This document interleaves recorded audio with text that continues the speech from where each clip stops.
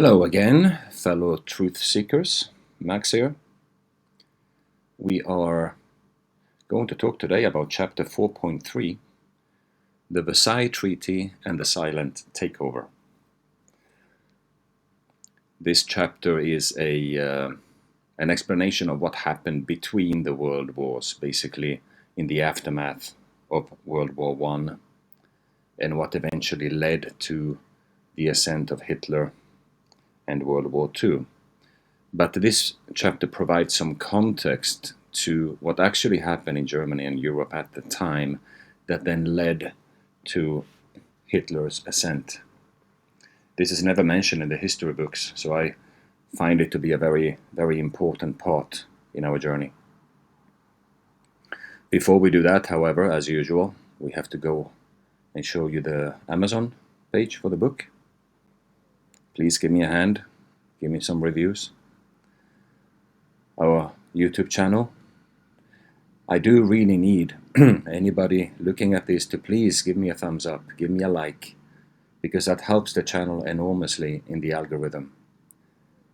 Same thing on Rumble and same thing on Brighteon. The likes that you submit changes everything. It changes the algorithm and pushes the channel forward to more people. So I would really appreciate the help. So, said all that rubbish, let's move in to the book. Now, what would follow next would be the death blow to Germany.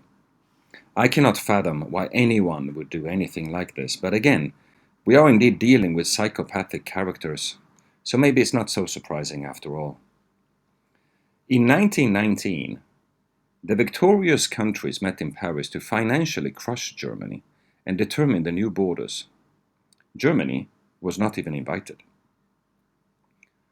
The meeting also laid out the foundation of the new world government, the League of Nations, later to become known as the UN after World War II. The Zionist delegation that had brought America into the war also made sure the former Arab nations that belonged to the Ottoman Empire were all separated and broke up into smaller states so that Palestine could become a British protectorate.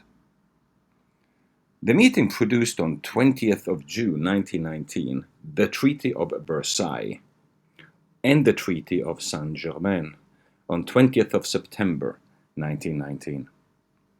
This is the evilest document ever produced publicly in history. Even historians of today admit to that fact. The treaty forced Germany to pay reparations in the tune of 100 billion marks, equal to around $1 trillion of today. Germany obviously collapsed under the weight of this debt. Whoever was in charge at the time in Germany must have been a Khazarian mafia puppet, as no sane nation would ever accept anything of the sort. They were not allowed to remilitarize, and their forces were limited to 100,000 men. All the colonies they had were taken away from them. In total, Germany had to give up 13% of its land. Several million Germans ended up stranded outside its own borders, and millions were forcefully expelled from their homes. The industrial Rhineland, which is the industrial engine of Germany, always has been, was to be occupied by French forces for some 50 years. Although this never happened. A guy named Hitler stopped that later on. Now, the treaty contained 440 clauses, of which 414 of them were directly used to punish Germany. This led not only to the punishment of Germany, but for all his trading partners as well. Germany was an industrial powerhouse, and this had serious consequences abroad as well. Nothing describes the economic collapse as well as the Weimar Republic, of which its hyperinflation has gone down in history books as the worst on record. For 20 long agonizing months, the prices doubled every single day. Inflation was out of control. People were dying of hunger. It's estimated that some 1 million Germans died because of this in the aftermath of this treaty. Unemployment was a staggering 30%. One part of the population was doing really well, though. You guessed it, the Jays. They were having oysters and Russian caviar. The divide was extreme, and the people saw it. They invented a new word for their devalued money, Judefetzen, Jay candy. Although the Jays were only 1% of the German population in the Weimar Republic at the time, it was incredibly unproportionate when it came to control. They controlled over 50% of the media, 70% of the judges, 57% of the metal trade, 22% of the grain, and 39% of the textile trade. German finance and banking were in total control of the Jays.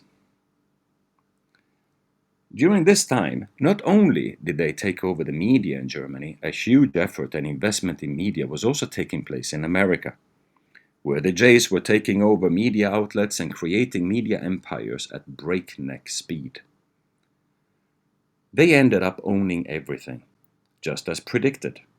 They infiltrated every aspect of society, and especially media such as movies and movie theaters. Now let me show you some quotes of the time.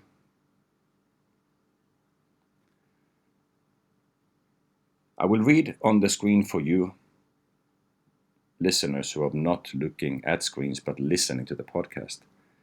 There is only one power which really counts, the power of political pressure.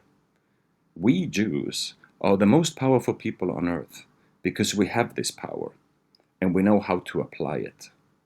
This was posted on the Jewish Daily Bulletin, July 27th, 1935. So this was the state of mind of them at the time. I'll give you another one here.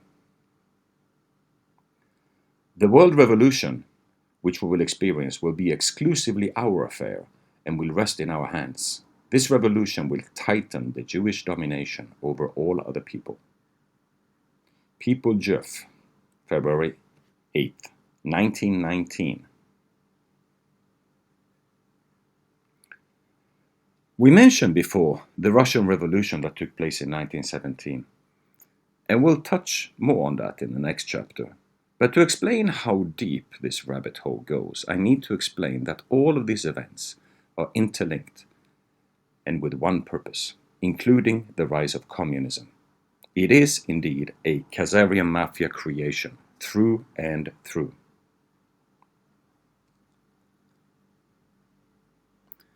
Just look at this quote. Socialism, communism, and Bolshevism in reality are only links in the plan of world-embracing Judaism, with its final purpose of forcing the entire world under Jewish domination. Ernst F. Elmhurst. Now, communism was spreading like wildfire through Europe at this time. Cells were established everywhere, and it was a frightening time for the nations. Nobody knew what to expect. Countries like Italy stood up, and fascism was created. In Spain, another fascist, Franco, arose and beat the communists out of the country. Even Churchill, at the time, was critical of the communists, and he clearly stated that fact. Hitler turned out to be the biggest critic, though. I understand that it was all an elaborate geopolitical ploy to move into the next step of the plan. Don't get me wrong, communism succeeded greatly, but it was just not its time yet. Now, let's move to the depravity. We can connect communism to the Khazarian mafia Jews without a doubt. They are tied to the hip, as already described in the Protocols of Zion we read before. Here we will see the effects in action. Now, communism was a tool created to control and steer the masses through social manipulation, the breakdown of social norms. They understood that the only way to take over the minds of the people is to eliminate its moral connection to love and country, family, values, and religion. I will show you here a very good clip from my hero, a young G. Edward Griffin. The same guy who wrote The Creature from Jekyll Island we discussed before and the creation of the Federal Reserve. Yes, that guy. But this is from the beginning of the 80s, where he talks to an ex-KGB agent explaining exactly how the Soviet KGB was planning to take over its adversaries, specifically America. This clip is just absolutely astounding. So let me play you this and I'll see you on the other side. Mr. Bezmenov was born in 1939 in a suburb of Moscow. He was the son of a high-ranking Soviet Army officer. He was educated in the elite schools inside the Soviet Union and became an expert in Indian culture and Indian languages. He had an outstanding career with Novosti, which was and still is, I should say, the press arm or the press agency of the Soviet Union. It turns out that this is also a front for the KGB. He escaped to the West in 1970 after becoming totally disgusted with the Soviet system, and he did this at great risk to his life. He certainly is one of the world's outstanding experts on the subject of Soviet propaganda and disinformation and active measures. Well, you spoke several times before about ideological subversion. That is a phrase that I'm afraid some Americans don't fully understand. When the Soviets use the phrase ideological subversion, what do they mean by it? Ideological subversion is the slow process which we call either ideological subversion or active measures, активные мероприятия in the language of the KGB, or psychological warfare. What it basically means is to change the perception of reality of every American to such an extent that despite of the abundance of information, no one is able to come to sensible conclusions in the interests of defending themselves, their families, their community, and their country. It's a great brainwashing process which goes very slow, and it's divided in four basic stages. The first one being demoralization. It takes from 15 to 20 years to demoralize a nation. Why that many years? Because this is the minimum number of years which requires to educate one generation of students in the country of your enemy, exposed to the ideology of the enemy. In other words, Marxism-Leninism ideology is being pumped into the soft heads of at least 3 generations of American students without being challenged or counterbalanced by the basic values of Americanism, American patriotism. The demoralization process in the United States is basically completed already. For the last 25 years, actually it's overfulfilled, because demoralization now reaches such areas where previously not even Comrade Andropov and all his experts would even dream of such a tremendous success. Most of it is done by Americans to Americans, thanks to lack of moral standards. As I mentioned before, exposure to true information does not matter anymore. A person who was demoralized is unable to assess true information. The facts tell nothing to him. Even if I shower him with information, with authentic proof, with documents, with pictures, even if I take him by force to the Soviet Union and show him concentration camp, he will refuse to believe it until he is going to receive a kick in his fat bottom. When a military boot crashes his balls, then he will understand, but not before that. That's the tragic of the situation of demoralization. The next stage is destabilization. This time, subverter does not care about your ideas and the patterns of your consumption. Whether you eat junk food and get fat and flabby, doesn't matter anymore. This time, and it takes only from 2 to 5 years to destabilize a nation, what matters is essentials: economy, foreign relations, defense systems. And you can see it quite clearly that in some areas, in such sensitive areas as defense and economy, the influence of Marxist-Leninist ideas in the United States is absolutely fantastic. I could never believe it 14 years ago when I landed in this part of the world, that the process will go that fast. The next stage, of course, is crisis. It may take only up to 6 weeks to bring a country to the verge of crisis. You can see it in Central America now. And after crisis, with a violent change of power, structure, and economy, you have so-called the period of normalization. It may last indefinitely. Normalization is a cynical expression borrowed from Soviet propaganda. When the Soviet tanks moved into Czechoslovakia in '68, Comrade Brezhnev said, "Now the situation in brotherly Czechoslovakia is normalized." This is what will happen in the United States if you allow all these schmucks to bring the country to crisis, to promise people all kind of goodies and the paradise on earth, to destabilize your economy, to eliminate the principle of free market competition, and to put a big brother government in Washington, D.C., with benevolent dictators like Walter Mondale, who will promise lots of things, never mind whether the promises are fulfillable or not. Your leftists in United States, all these professors and all these beautiful civil rights defenders, they are instrumental in the process of the subversion only to destabilize the nation.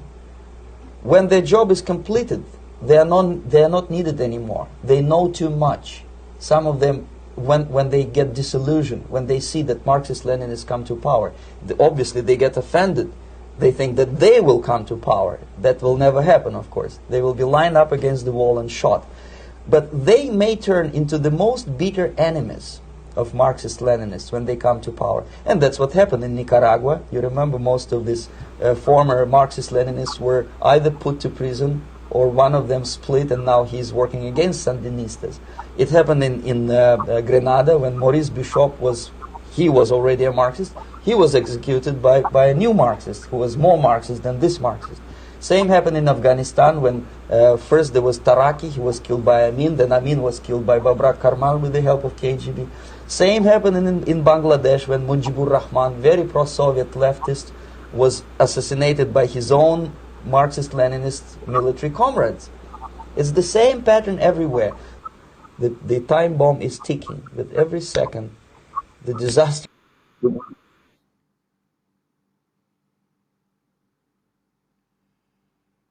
So, this was a video from 1984. When he speaks of the era of normalization, we have been in normalization since 1984. This is how it looks when you deal with an enemy from within, with treasonous actors that pretend to be something they're not. Okay? This is very, very important to understand that the West has already lost this race, and not a single bullet was fired. So if it was bad then, now I do understand why the world looks the way it does today. Okay? Now, at this point in time, Berlin, Germany, was the breeding ground of absolute depravity.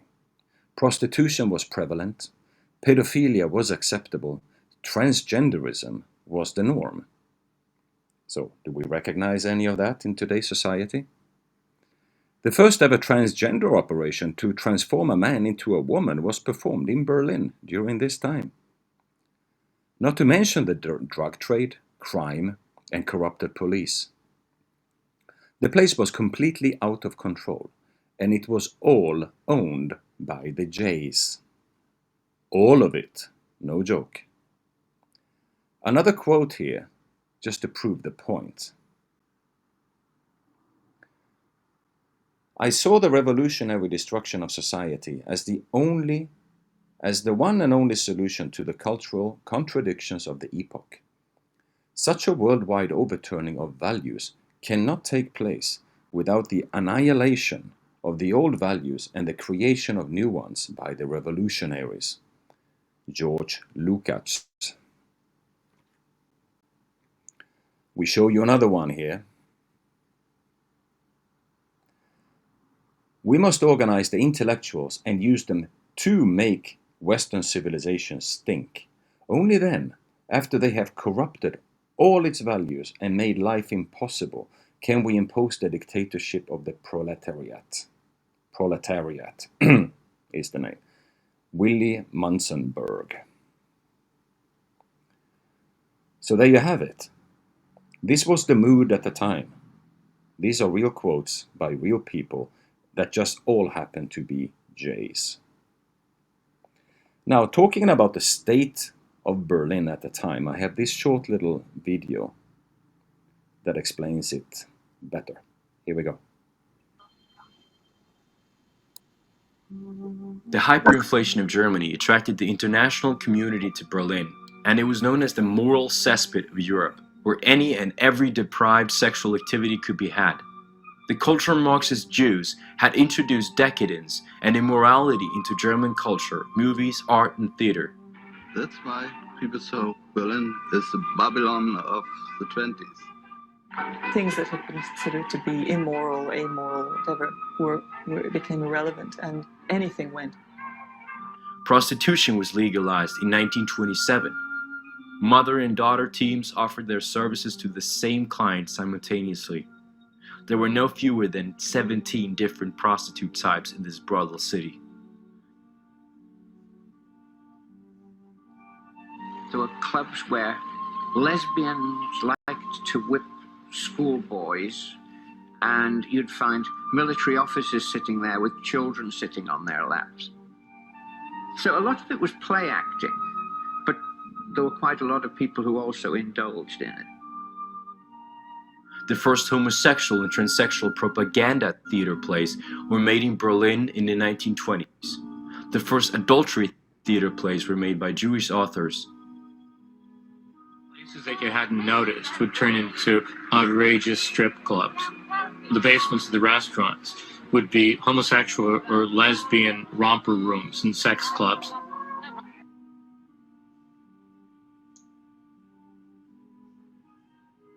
When you have unemployed, you also have an increase in sex workers.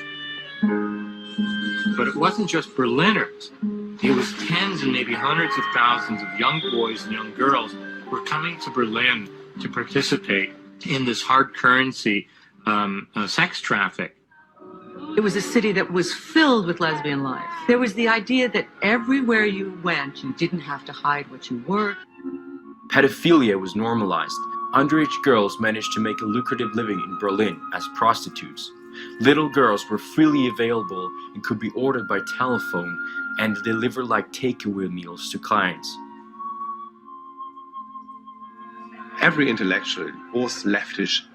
The whole political right wing, which basically came from Munich, did not play any role in the beginning. The whole town was in the hands of leftish ideas.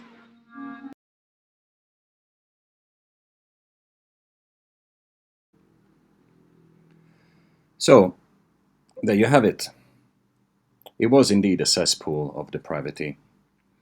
And I find that very interesting, looking at how history actually rhymes, right?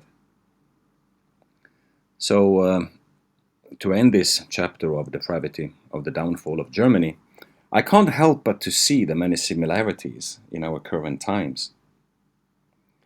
Are we not being taken over by a small percent of depraved individuals that demand to be heard, even if we as moral human beings find their activities disgusting?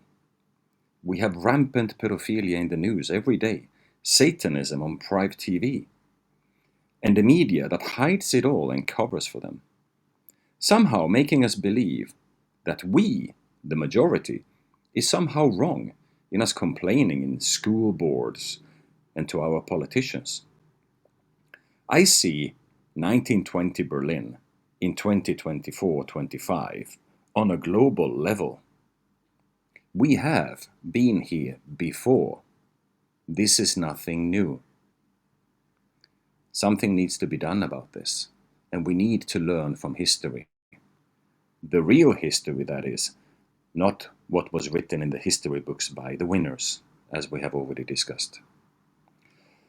Now, I would like to mention before ending, all of the clips and all of the quotes that you see in this chapter and the next, they all come from an incredible documentary series called Europa, the Last Battle. You can search for it online. They have a website where you can stream every single episode. There are 10 episodes of 1 hour each. I have, in my studies, gone through this documentary series, not once, not twice, but 3 whole times. Okay, that's how much time I spent on this to see if I was missing something on the way. And it's truly remarkable. Please, if you're interested in this kind of information, go online, take a look, and see if you can find this documentary series, which is absolutely phenomenal. And it really lays out the truth. So, that's all for me today, guys. I'll see you on the next chapter, 4.4, The Bolshevik Revolution and the Rise of Communism, where we dig a little bit deeper into all the events that led up to the big war, World War II. So that's all for me today. Max out. Peace to you all.